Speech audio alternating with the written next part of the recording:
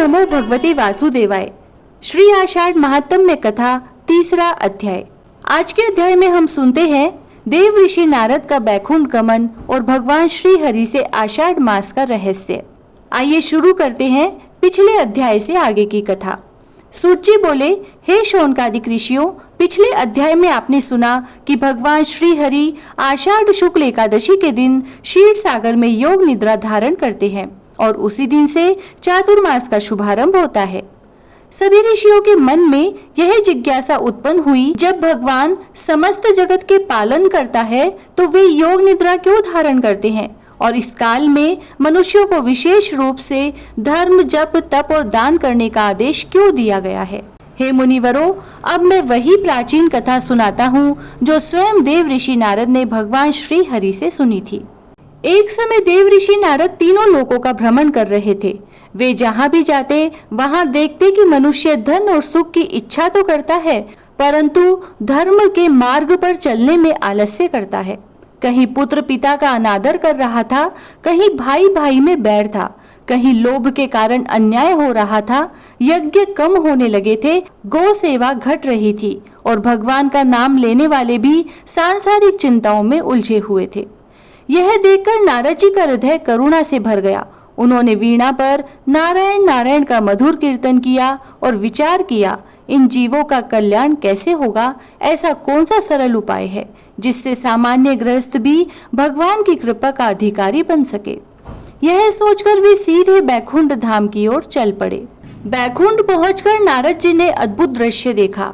चारों ओर दिव्य प्रकाश फैला हुआ था, सुगंधित पुष्पों की वर्षा हो रही थी, गंधर्व भगवान का गुणगान कर रहे थे, सनक, सनंदन, सनातन और सनत कुमार भगवान का ध्यान कर रहे थे। माता लक्ष्मी प्रेम पूर्वक भगवान श्री हरि के चरण दबा रही थी और भगवान शेषनाग की दिव्य शैया पर विराजमान थे। नारद जी ने विनम्र होकर दंडवत प्रणाम किया और मधुर स्वर में कहा, नारायण नारायण, हे जगन्नाथ, आपकी जय हो। भगवान श्री हरि ने प्रसन्न होकर कहा, आओ नारद, तुम्हारा आगमन सदैव लोक कल्याण के लिए ही होता है। कहो, आज किस उद्देश्य से आए हो। नारद जी ने हाथ जोड़कर कहा, हे प्रभु, पृथ्वी पर धर्म धीरे धीरे क्षीण होता दिखाई देता है।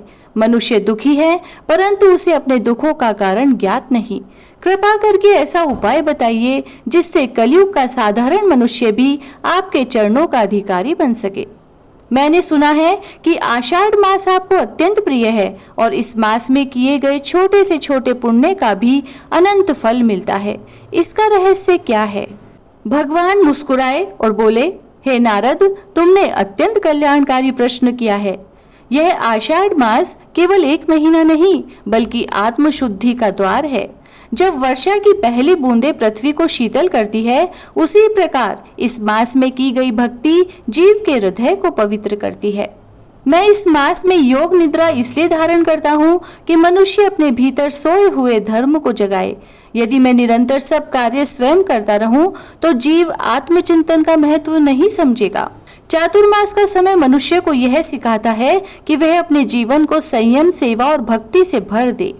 भगवान आगे बोले, जो मनुष्य इस मास में प्रतिदिन प्रातः स्नान करता है, तुलसी को जल अर्पित करता है, मेरे नाम का जप करता है, माता पिता की सेवा करता है, गौ, ब्राह्मण और निर्धनों का सम्मान करता है, वह धीरे धीरे मेरे समीप आने लगता है। भक्ति का अर्थ केवल मंदिर जाना नहीं है।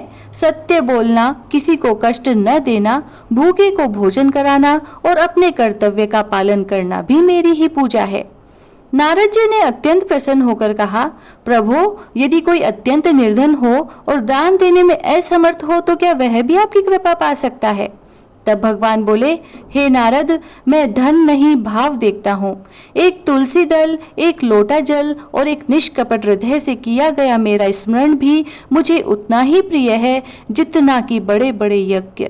फिर भगवान आगे कहते हैं कि हे नारद, अब मैं तुम्हें पृथ्वी पर रहने वाले एक ऐसे राजा की कथा सुनाऊंगा जिसने आषाढ़ मास के व्रत और धर्म का पालन करके केवल अपना ही नहीं, अपनी पूरी प्रजा का कल्याण किया।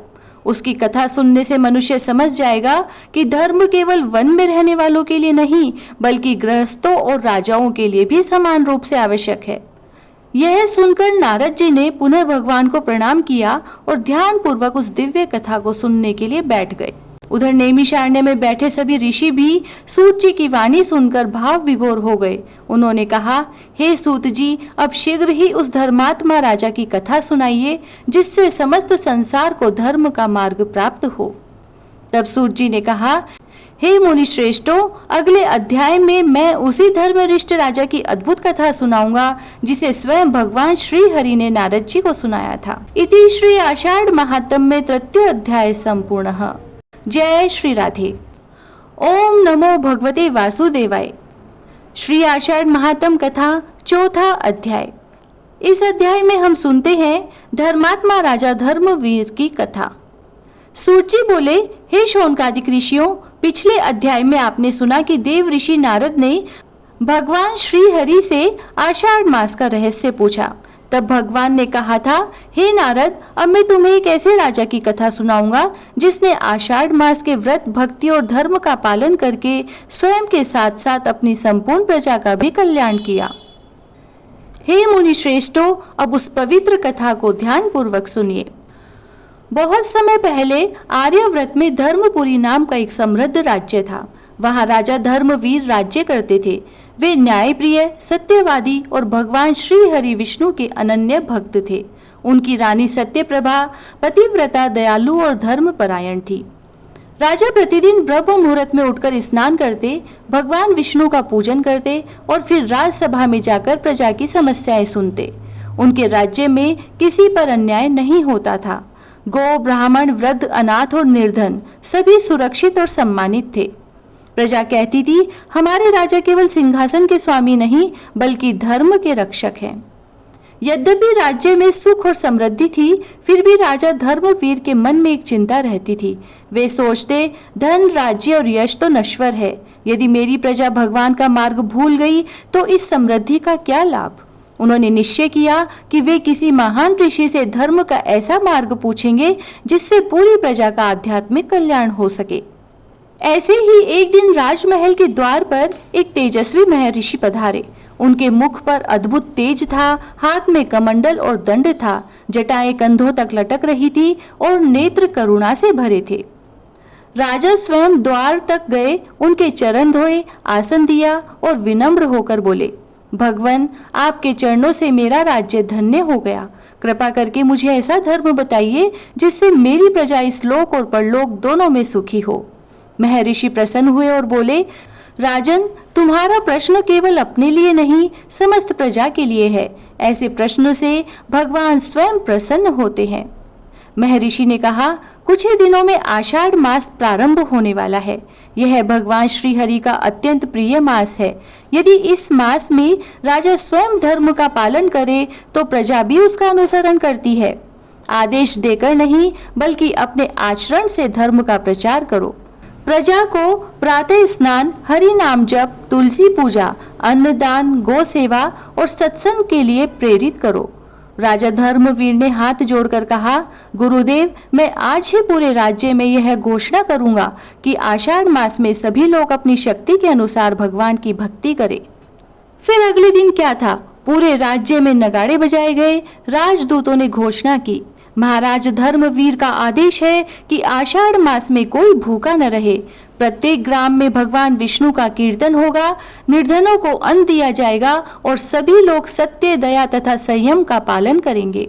यह सुनकर प्रजा अत्यंत प्रसन्न हुई। गांव-गांव में मंदिर सजने लगे, तुलसी चौरे पर दीप जलने लगे। बच्चे, वृद्ध, स्त्रियां और पुरुष सभी भगवान का नाम लेने लगे। लेकिन उसी राज्य में एक धनी व्यापारी रहता था। वह राजा के आदेश का उपहास उड़ाता था। वह कहता, दान देने से धन घटता है, भक्ति से व्यापार नहीं चलता। महर्षि यह सब देख रहे थे। उन्होंने राजा से कहा, राजन, अब समय आ गया है कि इस व्यापारी को जीवन का वास्तविक सत्य समझाया जाए।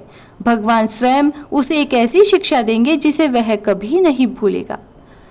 सूची आगे कहते हैं कि हे मुनियों, उस धनी व्यापारी का नाम धनपाल था। उसे अपने धन पर बड़ा अभिमान था। वह न दान देता था न भगवान का स्मरण करता था।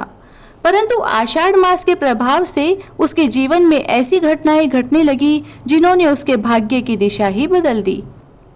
हे ऋषियों, अगले अध्याय में मैं आपको धनपाल व्यापारी के अभिमान, उसकी परीक्षा और भगवान श्री हरि की अद्भुत कृपा की कथा सुनाऊंगा।